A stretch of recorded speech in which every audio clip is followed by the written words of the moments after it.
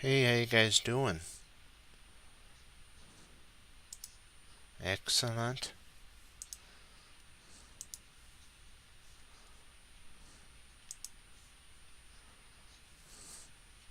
Perfect. Wonderful.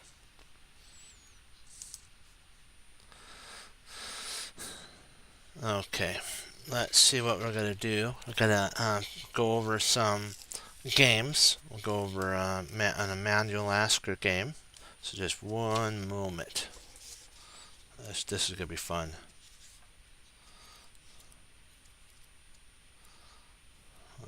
Let me get to it.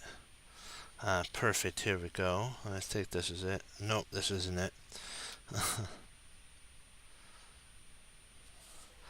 Here we go. We'll set this up. This is from one of his games, so we'll do that. Hold on, let me get a clip so I can clip it so it doesn't. The pages don't move around. One moment, bear with me. There we go. Perfect. Okay. I gotta make sure I edit. Oops, I don't want to do that again. Make sure I edit the board.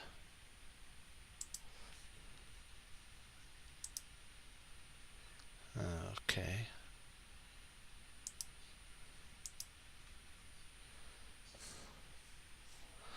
We gotta clear it. And then we'll put the pawns where they belong.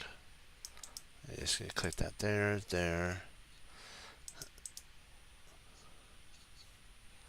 and we'll do the pawns for black. There we go, and then we'll do the pieces. So we have a rook for white on the e7, and then we got a queen also, and then our king is right on g1, and black's knight is on g3. He's got a rook on a8, and let's see here. It's white to move. Yes, that's it. Just wanted to make sure I had it all right. White to move. Let's start. Starting position right here. Oops, I almost forgot the. That's funny. It's the black king right there. Analyze the board. We get to analyze the board now. This is going to be fun, fun, fun. Excellente.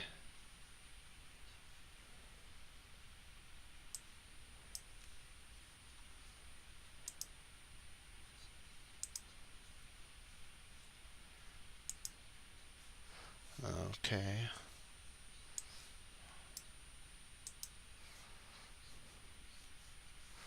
Perfect.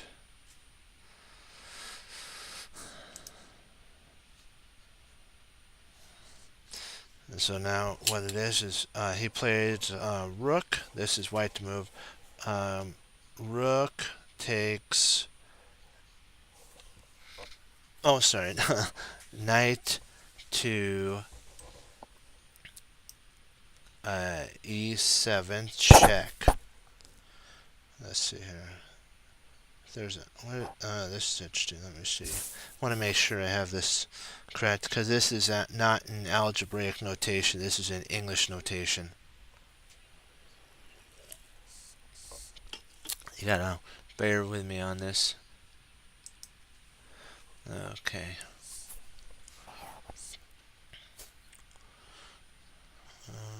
Okay. Maybe this isn't the. Oh, rook.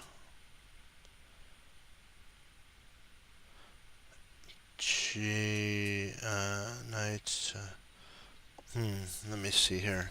I want to make sure I don't have it. Sometimes the page has it. They have the thing on either side. Just let me make sure.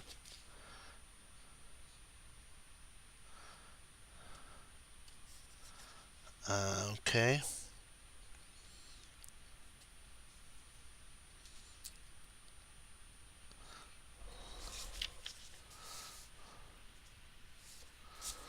let's do one thing. We'll get this game put into algebraic notation. We'll go and pull up a Manuel Lasker game. One moment.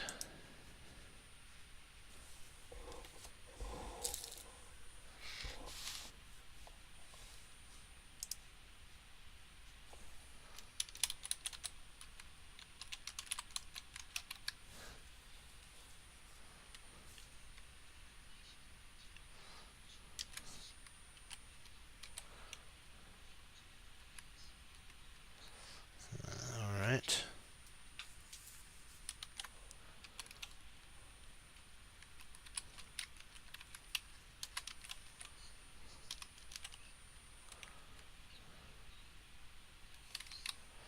There we go. Gotta get chess games. Here we go.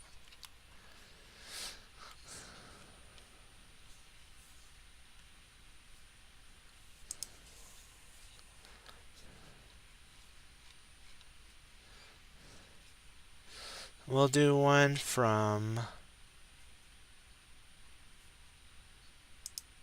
Lasker versus. Let me get this thing here.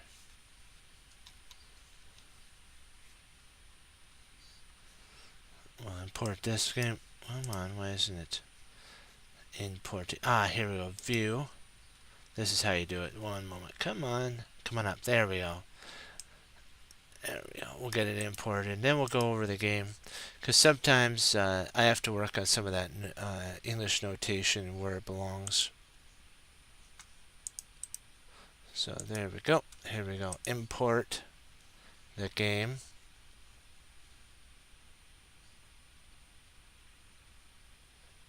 Okay. This is Manuel Lasker as White and John. I want to make this right. John Herman Berner. I apologize if I'm pronouncing that incorrect. This was played in Amsterdam, 1889, and this is round 1, and he plays the bird opening Dutch variation. So we're going to get to see the bird variation. Perfect. There we go.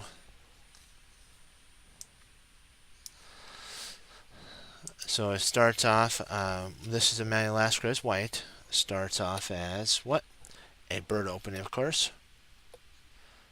And then now he's playing for and something similar to that. So we're going to get to see how. And the idea, of course, you have to ask yourself every idea. What's the idea of e6? The idea of e6 is to let out the bishop and also grabs g5 and makes his pawn on d5 secure. So by playing this move, he unleashes his dark squared bishop, protects his d5 pawn. But now you got to always think about what's the drawbacks to this move. They no longer have any protection. The pawn can't protect d6 or f6. And like what Manuel Lasker and the Grandmasters of old said, a pawn that moves cannot be taken back. So if you push a pawn, there's no going back. So you always got to remember that. So let's see how. Okay, so he fianchettos. Now he has the whole a1 to h8 diagonal. So if this knight ever moved away and this bishop moved away, the pawn on g7 would be lost. So this is it's a really good move called a fianchetto. There's actually two types of fianchetto. If you play this one here, this is called a fianchetto. The fianchetto. This one's called the advanced fianchetto because you're going all the way outside the pawn chain. It's a really, really interesting, fun situation to look at. Okay, dokie. Perfect.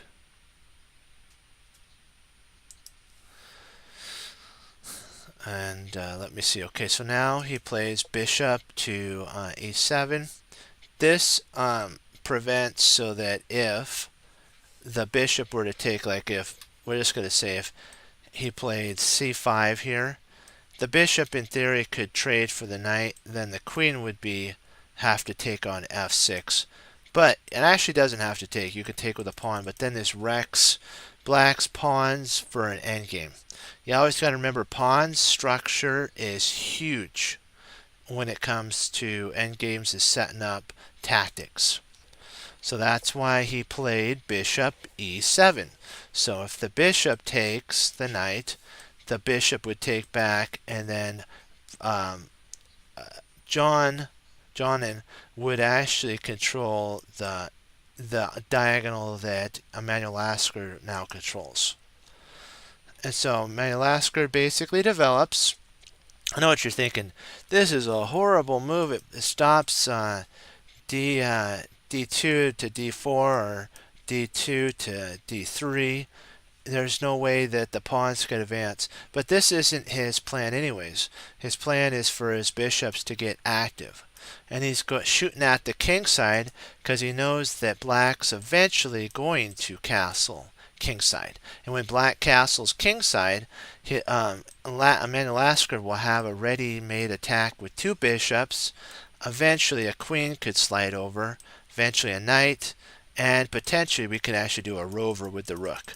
So he can easily get all of his pieces, where black is very, very, very cramped. And he has time. So these pieces are not even in the game. The queen's not even in the game. So 4 out of black's 7 pieces, actually 5 out of black's 7 pieces, are not in the game at all. This bishop, you can say, is kind of in the game, but I don't really think so. The only piece that's really doing anything for black is this knight. Emanuel Lasker is, if you want to think about it, developmentally through his pieces, he's 2 developed pieces ahead. The only piece that black has that's developed is the knight. And so you're going to get to see how he takes advantage of that.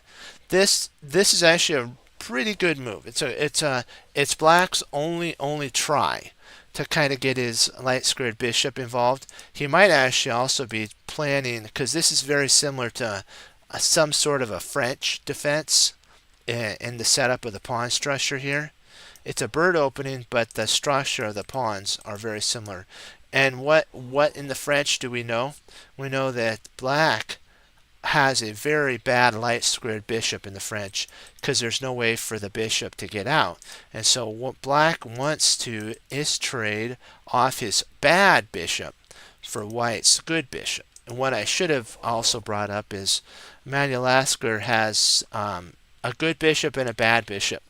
The interesting thing is you can't always go by good and bad on the bishops. There's Jeremy Silman talked about it and said there's something called an active bishop, where even though the majority of the pawns are on dark squares, this dark squared bishop is active. What that means is it still has the ability to attack, where the light squared bishop, in theory, if you just followed this would be considered a good bishop, this would be a bad bishop. But remember, you have to understand, you got to modify how you think.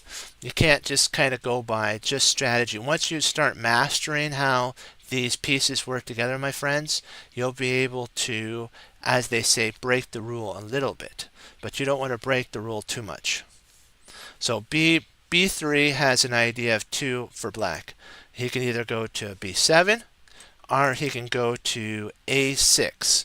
And by going to A6, he's threatening to win Emanuel Lasker's good bishop. And then the knight would be able to take back and start coming. Black would start being able to unwind his position. So Emanuel Lasker now has to, excuse me, start his attack, getting going at least.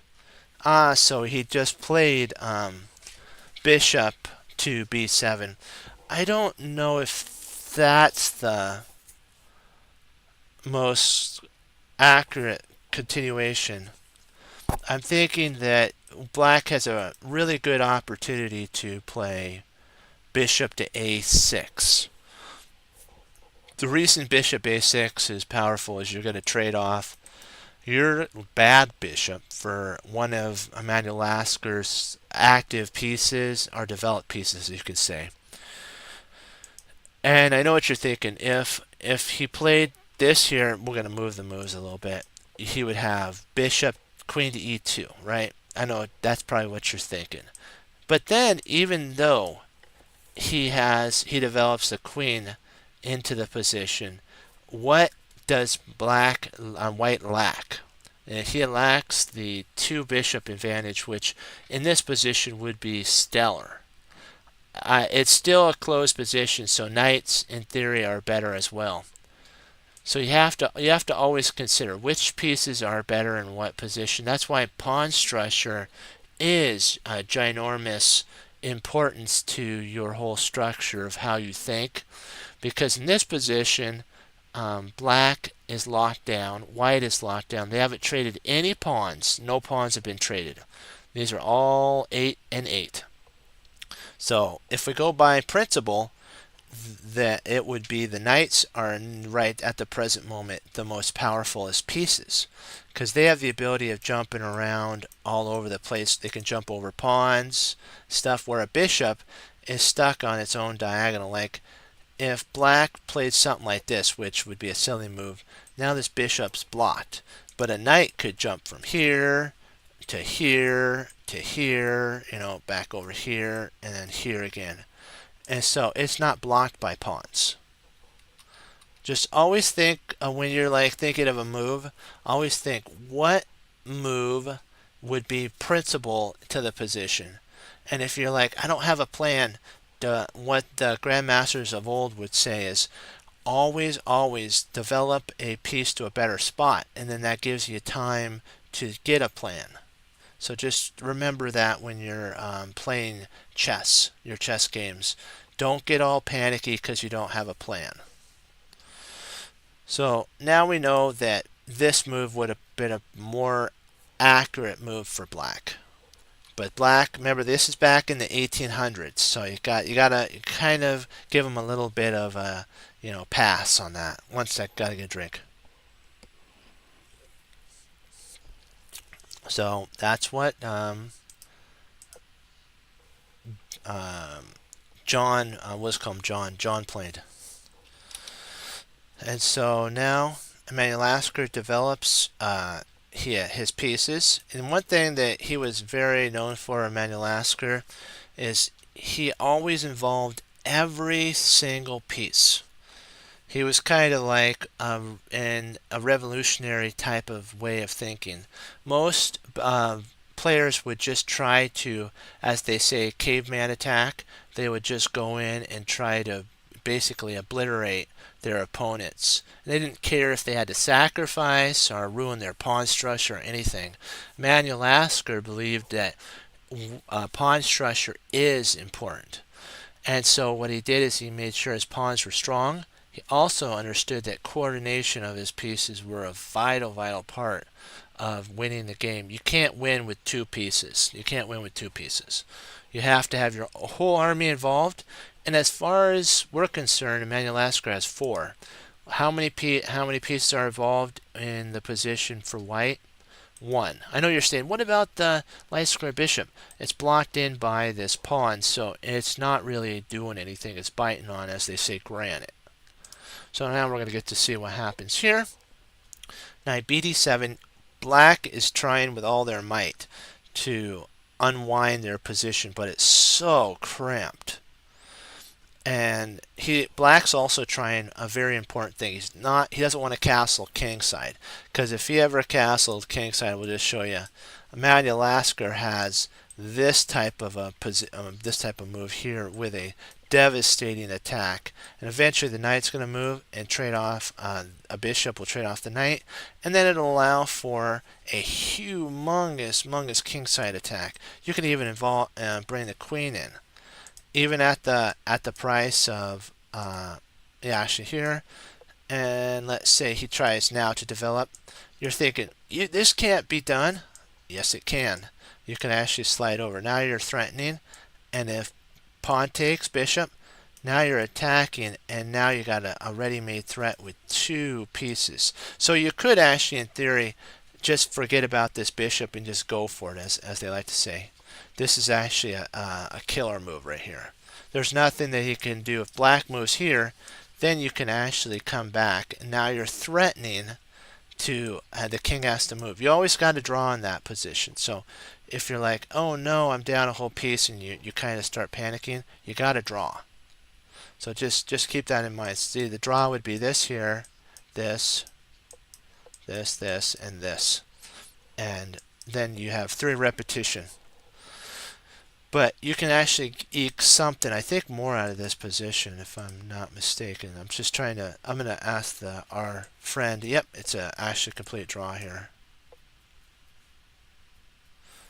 But now you can get your bishop involved, and this is actually winning. Because once this knight falls, you could potentially play e4 to e5, and then that would remove the knight. So very, very interesting. The reason this actually works is because of the attack on the king. So the king comes here, and oh wow, so it wants to go back. That's the idea. There it is right here. This is it right here, our idea. And now you can actually play this move.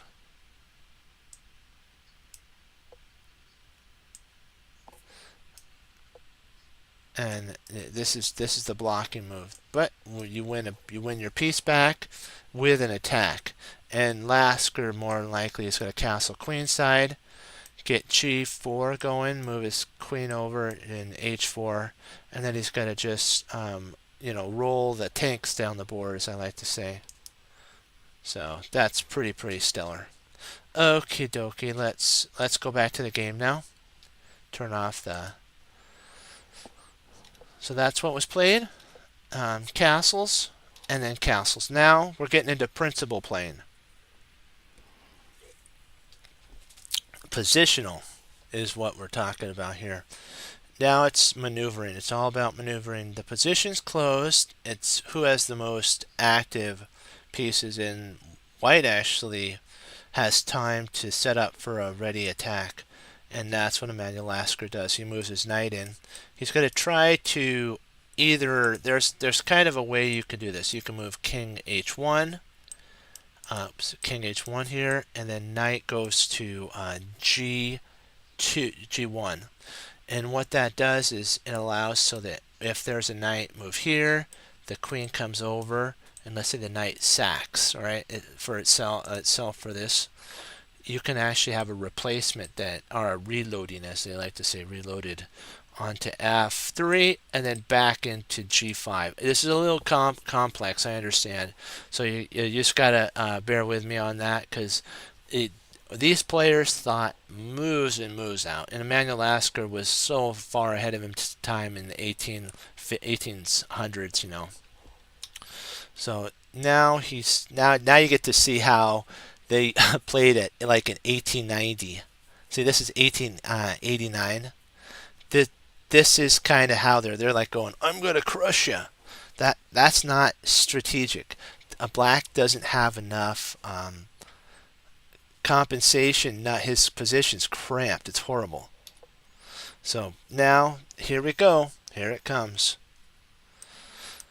He could actually now be playing for knight g5, knight h5, and then he's got this bishop. He's got this bishop. This is just crazy. I wouldn't want to play this as black. Black's just so cramped. It's not fun. No. And in they come. This is actually a really good move. I know you're thinking, wait a second, why didn't he pop his knight over here? Well, if this knight takes, right, you can actually, in theory, you have two ways of taking. Let's say this knight takes.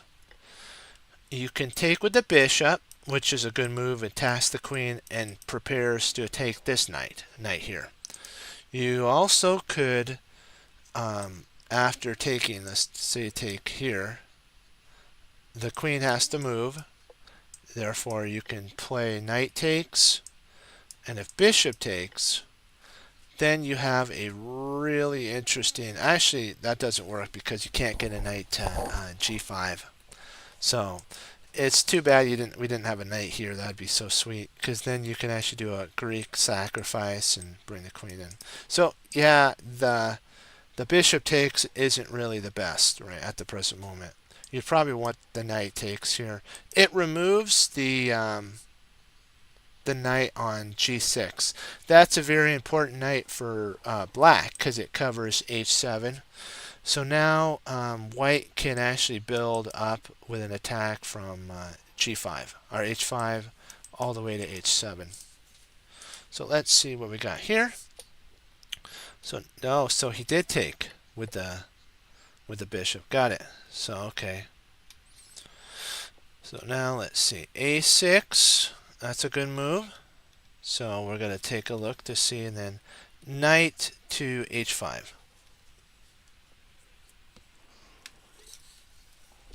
He's wanting to remove black's only defender on h7. So if he could somehow get knight takes, if he could, probably the best move I would play is, would it be knight takes? Yeah, this was a blunder here, complete blunder. Now he can play a beautiful tactical combination. Let's see if you can see what is the combination that Lasker set up for. This is a pretty stellar setup. You got it? Okay, let's go down and see if you have it right. Bishop takes is correct. King takes. Now queen takes. Check. You're thinking, whoa, Manuel Lasker is down 2 pieces. But look at the quality of black's pieces. This rook can't get out. This rook can't get out. This bishop's horrible. This bishop's horrible. This queen's horrible. So he actually, in theory, has 0 pieces covering his king. So what Emanuel Lasker is going to basically do is go f3, h3, and then mate his opponent. And we're going to get to see how he goes about doing that. Whoa. You got to love those sacrifices. And now you got to check. And now he's setting up for the rover. Rook up and over. e5. And now he has to he actually has to physically sack his queen. Takes, and now Emanuel Lasker is going to win one of these 2 bishops. That is just so brilliant. Now he takes. So now he's not even he's not even pieces down. He's actually 3 pawns up. And his opponent continues to play. Now he's bringing his last little guy in, his tank, or his artillery unit. And now he's going to try. They're saying, we're going to get your queen. Nah. And they should have actually tried something different. But remember, this is 1889. They had a different way of thinking than we do now. Check.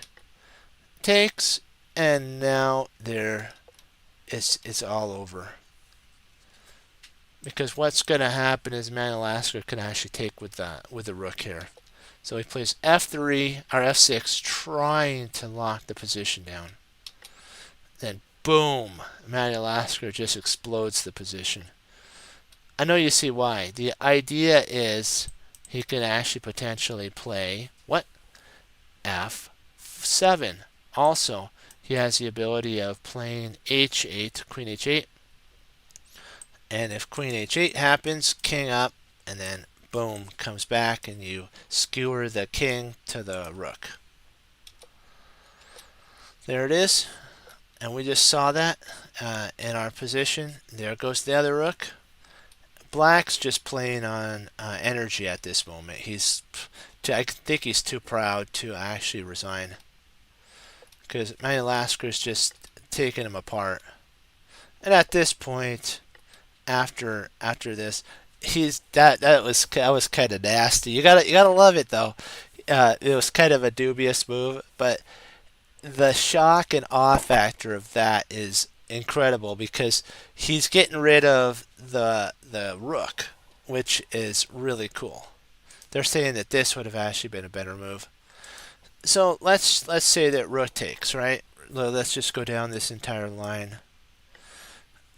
Black has no hope because how's he going to defend against this thrust up the board? And then white can actually lock black down with, I'll show you. Black comes up here. He now he can if black comes here, then these pawns go. And if black ever tries to stop him, he could play there, and then let's say he comes up here. Now you got G4. If he tries to guard this, now you have D5. If he tries to come here, there goes the runner. There's no way you could stop that pawn. He's outside something called the pawn chain, or pawn square. By this move, by moving here, and he takes, like we play here and he takes, how you can see if the king could catch the pawn is by taking how many squares it would take. So 3. Actually, I'm sorry, it's actually 2. So 2 right here. And could black get inside that? No. But if it was black's turn, we'll just do this. If it's black's turn, he plays here. Now he's inside of the pawn square, as they call it. So you always got to remember when you're pushing a pawn, make in your mind, make a line like if you're 3 pawns away or moves away from queening. Make a idea. Some actually play this type of way. You could actually make that. Make a triangle, or you can just make a box. I make a box just so that it makes sense for me. So it all depends on what you're wanting to actually accomplish. So that was a very brilliant game. Let's see if we can't. Did it delete? Oh no, it's down here. Let's see if we can't get another one.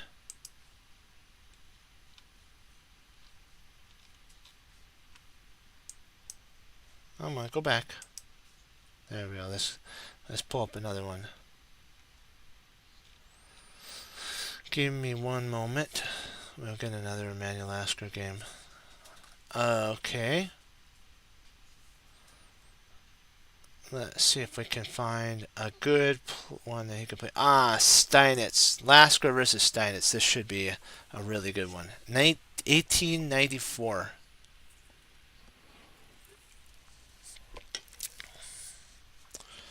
So let's get this put in, and we'll have some fun on analyzing this one.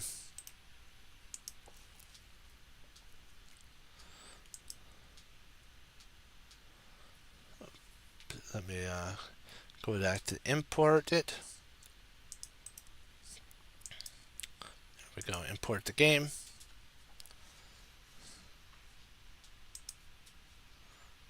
Excellent. I'll put it over here. So we have Emanuel Lasker as white, and we have Steinitz as black. They didn't really have kind of rating back then. There was no kind of like ELO. It's very recent. So because I know you're wondering why is there a question marks here. They went by their strength. In the tournament, they went by the win. Like if one person won and you won, you would be paired against that person. That's how it was before rating. It wasn't that somebody was 2200 and you were 2500, so you're going to face them because they're lower. No, it'd be who won and who lost are drawn. So just a little bit of history on tournaments. So that's e4, e5, and then we have knight f3. So they're all developing. I think this is, if I'm not mistaken, I think this might be the Ruy Lopez variation, yeah. It was one of the most romantic openings that were played. in chess because there's so many different lines. There's the line where they could play d6. They can develop their knight to basically f6, and then you have the idea of playing knight to c3. I know you're wondering why not play d3. That might not be the best idea because you might want to preempt that after maybe taking the knight with pawn to d4, and then you're now softening up black. So let's just say it's just white's turn. So white would take here if they wanted to, or like I think this is a better move. And let's say that they play bishop to c5. You can actually take here and damage the structure. And now, if we went to an endgame, white would be winning because of the pawn islands. White has one complete pawn island. And you're going to learn as you get better in chess how important pawn islands are. Black has two. One here and then one there. Which means that if all these pieces got traded off, and I'm just going to do this here, just highlighting everyone. If all these pieces got traded off, and it was down to, I'm just going to highlight the kings. It's down to just the kings. White can actually make a majority on the king side if they needed to, on the king side, because of he has 5 pawns versus 4. It's pretty cool. End games are fun to learn about. Okay, let's see. D6. That's a fun one. Then you have D4. Knight. Bishop D6 or D7 here. Steinitz is trying to break the pin. So otherwise, if something was played like this, that'd be a horrendous decision to be over, because you have pawn here. I know you're saying, but you can just play this move here. Yeah, but remember, think pawn structure. Think pawn structure. If he takes here, then you take there, and now, yes, you have one complete chain. I think black might be slightly actually better in this position. Let me see. Yeah, this is actually a better move. Bishop takes. I know that sounds like crazy. Yeah, pawn takes, and now again, both sides have 2 pawn islands. See that this is a pawn island for black here, and a pawn island, but white has a different type of pawn islands. White has a more protected pawn island because these pieces can protect each other, where this is something called an isolated pawn chain, a pawn island. And so this is always going to be a target, and white's going to always be trying to gang up on it somehow and go after it. Sometimes you can actually do something called a blockade, which is where you can put a knight in front of a5.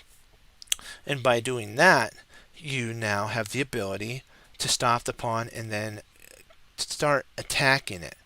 And then it's like you feel the woo woo like train right ahead. You know how a train gets going and it's whenever it's in front. That's basically what would happen. So now enough that we did that. We're going to go back to the game. So if this kind of puzzles you, all this, I appreciate your patience because it's going to go really fast back to that. So just keep that. Now we're learning about that. Excuse me, let me get a drink. Okay. Dokie. Let me see how we're doing here. Okay. Wonderful, wonderful. Okay, now Steinitz broke the pin, so none of that is ever going to happen. Knight takes, knight c3 was kind of considered by the computer dubious. I think what the computer wanted, yeah, was to trade off the knight and then play after bishop takes. You have d5 here. And who in a closed position is a better player? I mean, better pieces. Is it bishops or is it knights? I'm going to give you a second to think about it. And if you're listening and you have an idea, just put it in the chat. Or if you kind of like, I don't understand, please show me, put that in the chat. Much appreciated. Always remember the chat is open for everybody as long as they are professional in how they talk on chess. No bad language or any of that stuff. Keep it simple and straight into chess. So that's why that takes. But to Manuel Lasker, this looks like a dream position because he's got all his pieces developed. But again, remember, this is 1894. So you can't get upset with the players. Manuel Lasker probably thought this might be a little dubious for one reason. The bishop can come out and stop black from castling. But remember, all the knight would have to do is come back and block that, and then he can castle. So like something like this, attacks the bishop goes back, knight goes to e2. If this knight develops, then I guess you are having a well, let's see. Here we go. This is the move. A bishop, and then if this bishop actually blocks, now the knight's able to take this pawn. So you just whip that pawn right off the board. Bishop takes, castles. Next is rook e1. The knight then could come to g3. You could do a rover, and more likely black's going to castle kingside. He doesn't want to castle queenside because of one thing. There's an open h3 to c8 diagonal. So you always gotta keep in the ideas of what your opponent might be doing. Steinitz might castle queenside. He was kind of a rebel at the time. So Steinitz respected him and went right and did the same exact thing. Two dubious moves.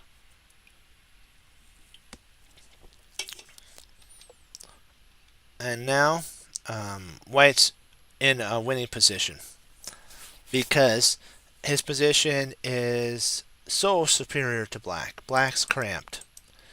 And the reason that I'm just going to go back really quick to this part here about the knight here.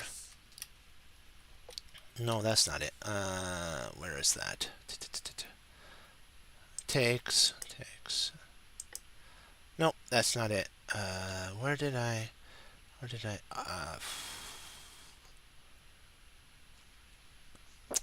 me go back here. I have to. This is the one here. After taking,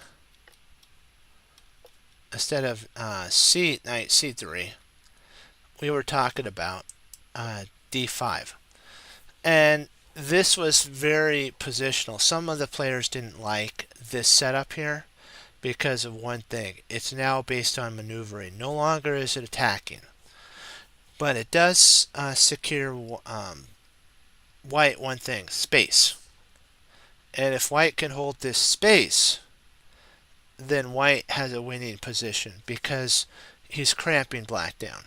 But always remember, if you're in a cramped position, try to trade pieces down. It frees up your position and you at least have some sort of chance of surviving. So just keep that in your forefront. Okay, we'll get back to the game now. So Steinitz maybe obliged Lasker. He respected him. And so he thought, I'm going to develop two. But now Steinitz is in a very cramped position. And now you see why Manuel Lasker is playing e3. I might have, if I was Manuel Lasker, I might have played d5 here. I know it gives up, d5 to black, but there's really nothing that black can do. This totally squeezes black's any potential of black's play. He does have this move here, f5. I think that's what maybe Lasker was kind of a little concerned about, was that he would have to take because you don't want the other to take. And now you have this sort of weakness. Actually, I apologize. If he played that, you would just play there. And I know you saw that. If you saw that, congratulations. That sometimes you got to make sure that you see, if you see one move, make sure, like Emmanuel Lasker said, make sure to try to see if you can't find another one, a better one. And a better move besides taking the pawn would be taking the knight. And then at this point, he'd be more than happy to trade down and have this type of a position and go up 3 pawns. But remember, different era, different time. They were more on in trying to get to the king. So let's see what we got here. So knight g6, queen d2, bishop e7. Stainis is trying to unwind his pieces, still cramped. He also doesn't want to. I know you're thinking, why not take here? He doesn't want to do that because then knight comes to d4, and what's eventually going to happen after bishop e7? Now you're saying bishop e7 is great. No, knight takes, bishop takes, pawn takes, pawn takes. Now we come to again the pawn islands. How many pawn islands does black have? 1. And these, so 1 here. It's got 2 here, and this one's an isolated. These ones are kind of connected, still not good. And then he has pawns on the king side. Let's check white's pawn islands. He's got 1 complete pawn island here, and his other pawn island here. So 2 versus 3. And Emmanuel Lasker would love to have gone down that route. So that's why, instead of doing that, Stainis played bishop to e7. They had some play. They understood pawn structures, but not as much as we know now because of our engines, how important pawn structures are. Then Emmanuel Lasker castles queenside. Double thumbs up by me here. Double thumbs up. So a6, he brings his bishop back. Another thumbs up by me. I like that move. Don't trade when you have your opponent in a squeeze, in the boa constrictor type of setup. Now Stainis is forced to take. If he doesn't take and try to get some space, he's going to eventually die from lack of space his pieces will. So knight takes d4, knight takes, and then queen takes. Now we got every single piece into the fight. I know it'd be tempted to play bishop takes, but remember, that's moving a piece twice. He was very he had a very classical type of chess play. He understood, don't move a piece twice. And why not develop with the queen, which allows, now you have this bishop here, this bishop, and this queen, and eventually this knight's going to come in, and eventually you got Harry coming up the board. They didn't play like kind of we did, like Alpha Zero, which Alpha Zero would, after all this kind of complications, they would play h4, h5. This wasn't how the players actually played back then. They played more positional type of setup. And then he plays back. So now in comes the knight. This is a really good. If this pawn wasn't here, this would be considered a blockade because it's blocking the isolated pawn. So let's see what else happens. Stainis castles. Now that's good. Ooh, g4. No, Emmanuel Lasker. No, that's not what you want. I know what his idea is though. Go g5, h4, h5. Why not just right now just steamroll it like that? I think what he was afraid of is that he would lose a pawn here. Bishop takes, but remember, then he's got g3, bishop f, and now there comes h4. Now you're getting all your attack going really fast. So h6 and then king b, b1. Very, very good move. You're covering all you're protecting your pawns. It's a prophylactic idea of playing, getting ready for your rooks to slide over and your queen to start pounding the position. What he wanted to make sure of is this is actually the computer. What the computer wanted to make sure of is instead of playing right away f5. This is a very, very critical position here. I'm not really sure actually kind of what black could really do, because if he comes back here, crash right on through. And then if pawn takes, wham, the queen comes sliding in, and there's really no way now to stop mate. So after taking here, black might play knight takes the knight on that, and it would be very enticing for me to want to play bishop takes g7. It's a kind of crazy continuation, because then a bishop comes back, and now you could play pawn takes,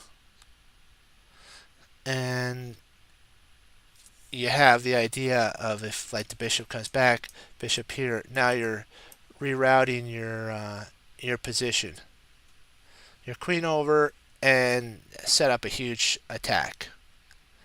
So that's why h4. But remember, they didn't have computers like we do now to kind of walk us through how all this would untangle and cause a problem for our opponent. So e8, very good move for. I think that Stein did a very good move on that. A very, very good move. But he allowed Emanuel Lasker to do his plan, though, which was bishop takes, queen takes. Pawn takes is actually a more accurate continuation. What you're doing is you're opening lines up for the bishop to go to d3.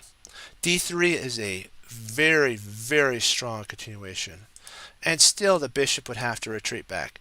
Now you could play d3, and look at the power. I'm probably sure some grandmasters would consider g4 or h4. I mean, that's a way you can also play. And then you have h5 and g6, and then now you got an attack flowing down the board, and it's a lot of stuff happening there. So now we'll get back to the position after queen takes. A lot of Emanuel Lasker wasn't a risk taker. If he had a position that was winning, he would. This idea is interesting. You have to always say, is it worth putting my queen off to the side for a pawn? I'm not really sure if this. You win a pawn, but at what price? So you have queen here. You win another pawn, but does black really have anything? No.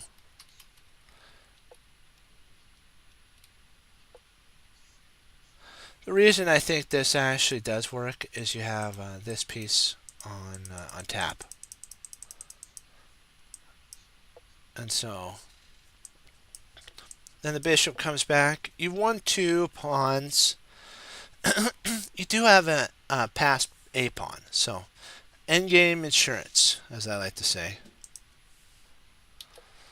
So then the queen comes back, another dubious move.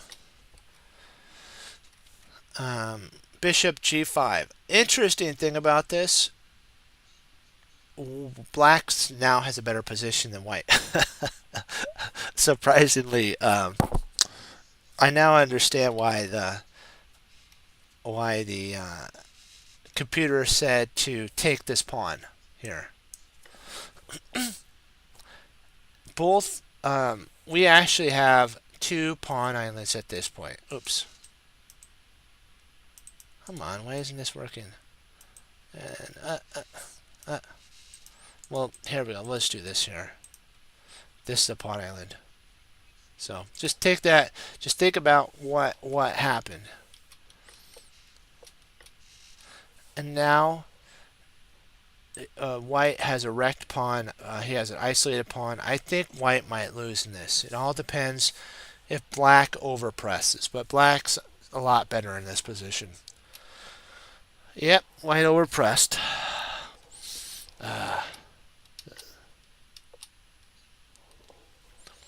Now they're threatening to win the bishop back, and I don't see anything for Manuel Lasker. He's going to have to really try something. Oh, that was not a good move.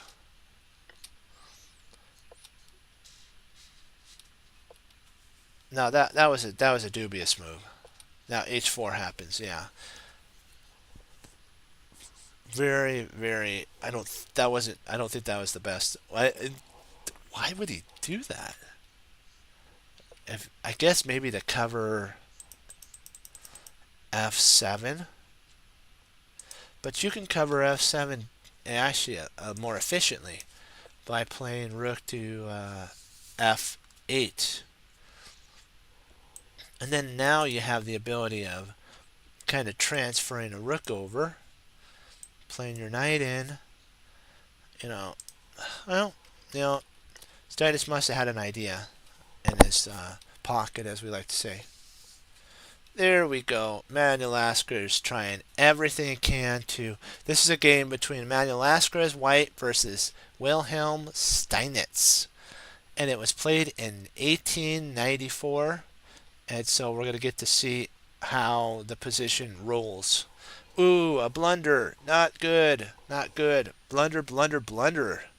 I need to have a sound effect that goes shh, blunder or honk. That'd be fun. Fun to have. Now Manuel Lasker gets to draw the king out. It's like, draw him out. Let's just draw him out. And now bishop comes back. Now, this is getting scary. If I were black, I'd be scared. I actually wouldn't have played f5. I probably would have, like what they were saying, taken with h takes. But remember, there's something called hooks, and this would have been a killer move that most definitely Lasker would have seen. Because you're thinking, wait, I have it all protected. No, there's a pin on this pawn. So he would have to take again and kerplunk, knight, rook takes. Now there's an idea of tripling up on the h file. It's crazy, this type of position that would unwind. He's trying to play there. Now this is an incredible move. I'll see if you can see it. What move would you play here to basically seal the game up?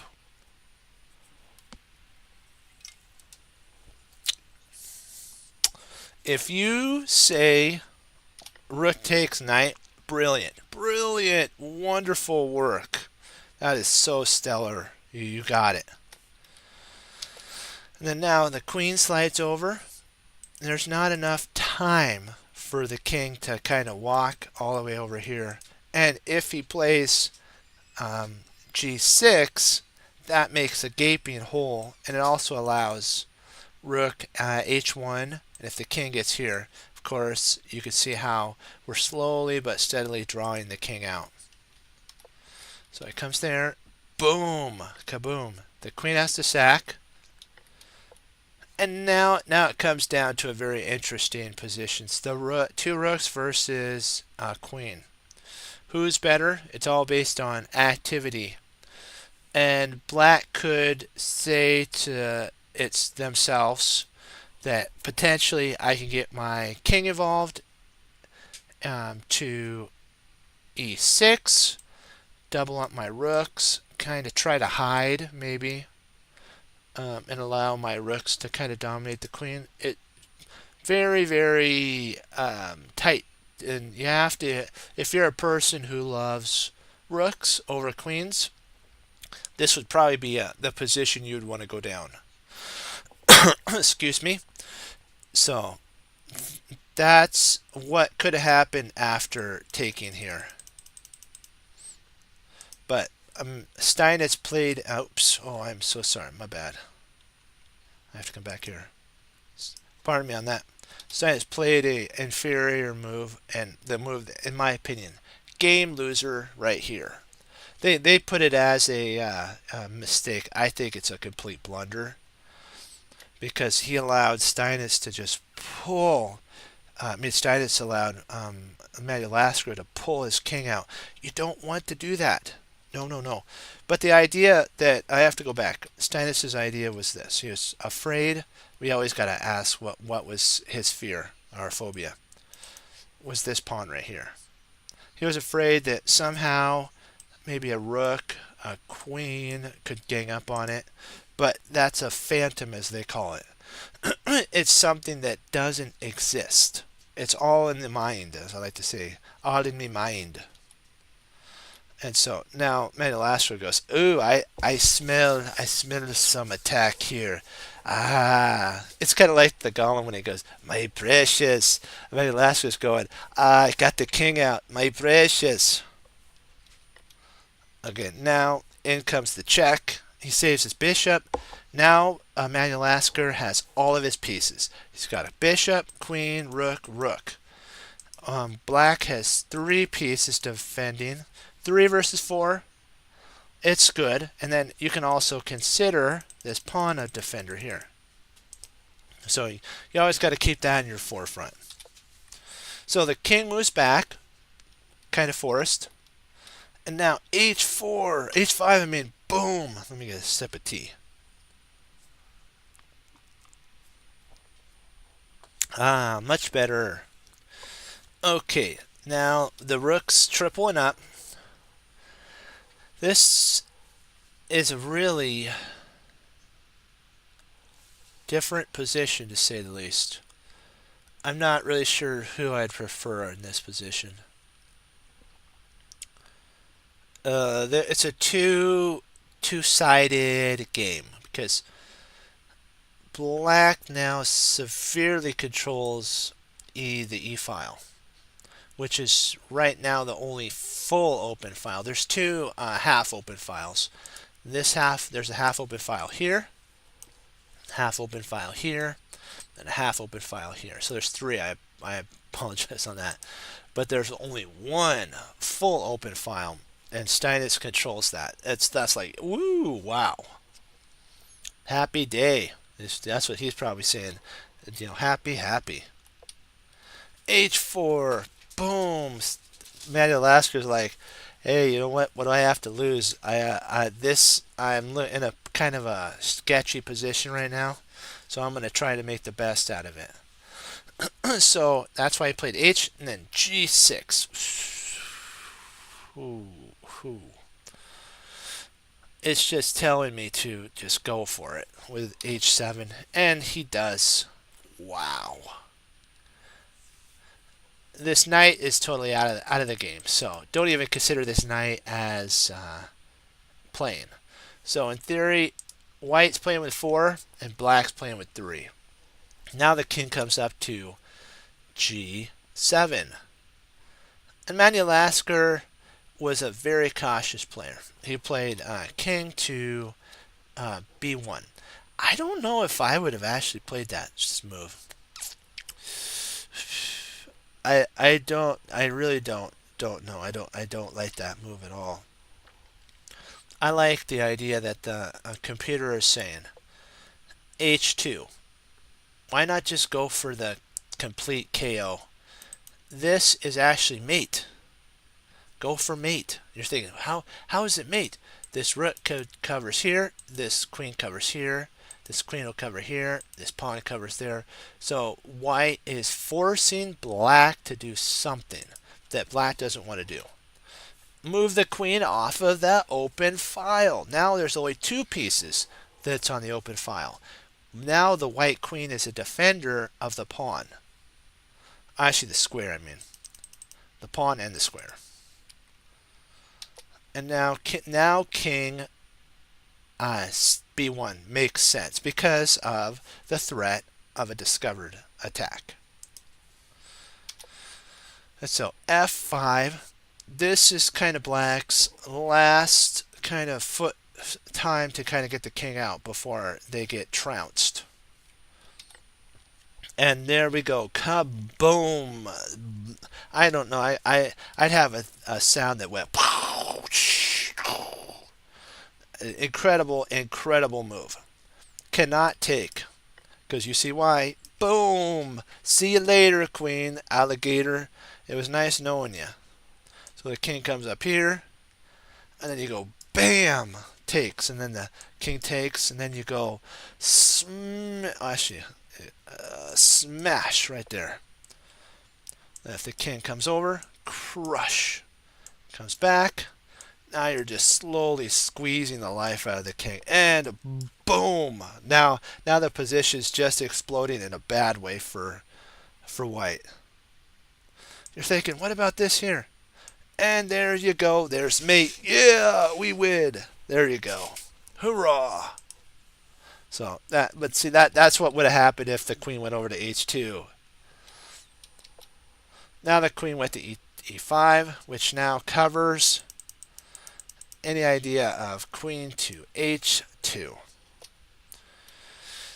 Now white made a spot for the king. What he should have done is, if he was going to do that, he should have played this first. And then now if the queen comes, now you got B. Now you kind of got a setup, a pretty good setup. Okay, let's see what happens now.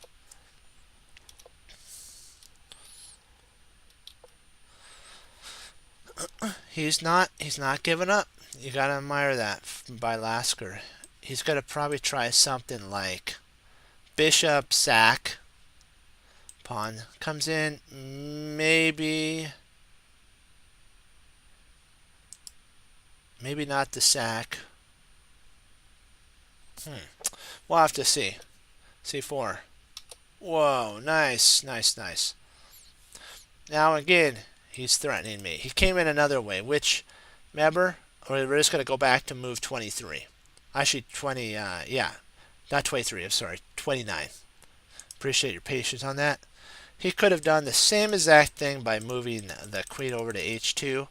He did it about 5 moves later, though.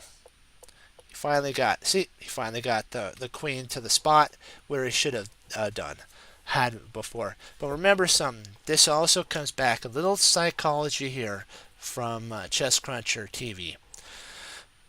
If you miss a move, don't beat yourself up over that. Try, and then you go, I could have done this move 5 moves back. But remember, you're doing it now.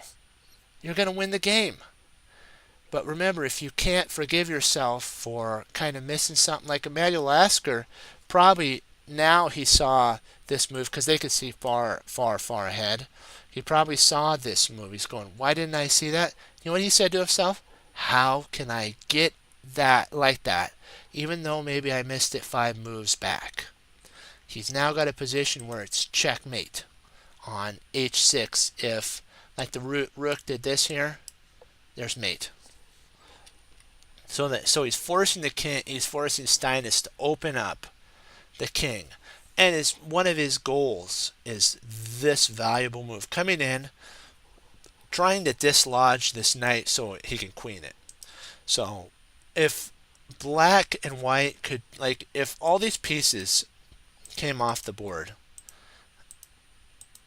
I believe that black's winning, because even he could actually just grab this pawn, and then he has 2 connected passers, which in the endgame is incredibly strong. So that's why Emmanuel Lasker is trying to keep this with pieces on the board. It's actually a drawn position. Right now, it's a drawn position. That is actually a pretty cool move. I like that move. It's just crazy. Because if he takes here, he actually has surprisingly FG1. This is just insane. And now he's got Queen H5. Or maybe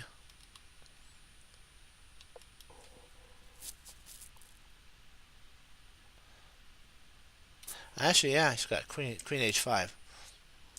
Of course, you see if he plays E6, which your opponent might make a mistake and actually do that, you come crashing in and win the rook. So you're forcing the king to walk over. And then now in comes the rook. Then you're going, and then now you bring the rook in. And now you're threatening to win this knight, threatening to win this rook, and you're probably next going to probably try to bring in for an attack. Beautiful, beautiful play. Very, very beautiful move. Emmanuel Lasker redeemed his position right with that move there. That's incredible. King F7. All right, and then now remember, he's trying to get his king. He's trying to run like, get out of here. I want to come over here. Oh, spot B8, please help me. Throw a rope. Then you could pull me over there. Not gonna happen. Emmanuel Lasker's gonna trout you. Again, the position you're looking at. What happens if he takes here? No! Bad move. Bad, bad, bad. He still has this move. Remember we talked about. He's got him walk over here. He could actually play this move back, but I think that's completely even worse. Because then you got boom. You got the rook coming in, and now the queen has to move. When the queen moves, boom, there, and there's no way to stop. There's no way to stop mate. You can postpone it one move. So, okay, there. A rook comes in. He's trying to get a passed pawn, which is actually a really good move because he's also now threatening queen. Actually, not queen. Rook takes. Very strong move. I don't know what. Maybe king C. Oh, you did king D6. That was the idea we were thinking of. King D6. Now he defends this rook, trying to get his king over to B8, or maybe A7, maybe trying to get his king to A7, and then somehow get counter thrust. Depends. Boom, like that was our idea of taking, and now that's a complete loss. One second, I gotta get a drink. Okie dokie. And then we'll do this move here, and we'll call it on that for the day. I mean, this game here. This was a stellar game, and I like it. Queen takes, so basically comes over, takes, queen takes, and then takes. Check. And remember, if the pieces come off the board, I think it's actually... No, Emmanuel Lasker's down a piece, so he wants to keep the pieces on the board. Blunder. That's over. It's over. It's over.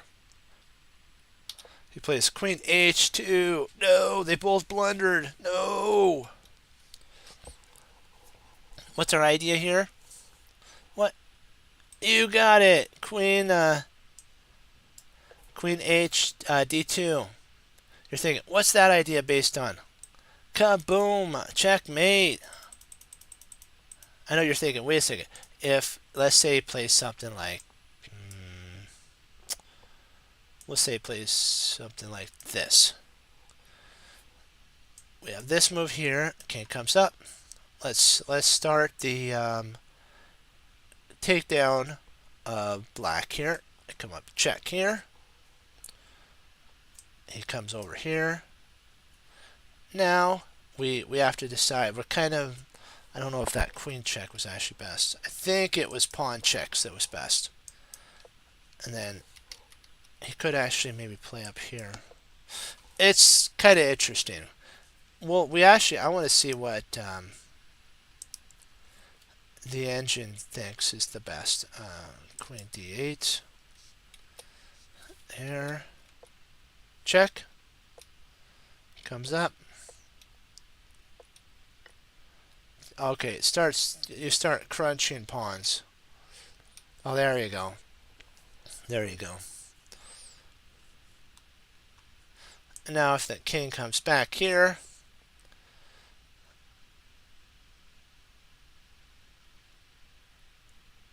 that's interesting. Then the queen blunders right back. Oh, these players are funny. These players are funny. Now Lasker finds it. He found it. Now there's no way to stop. Yeah, it's over. At this point, it's game, set, and match. It's kind of interesting how the game turned on right here. Let me see, where did it turn? I think it turned where black was actually controlling. Hold on. Was it when black was winning here? I think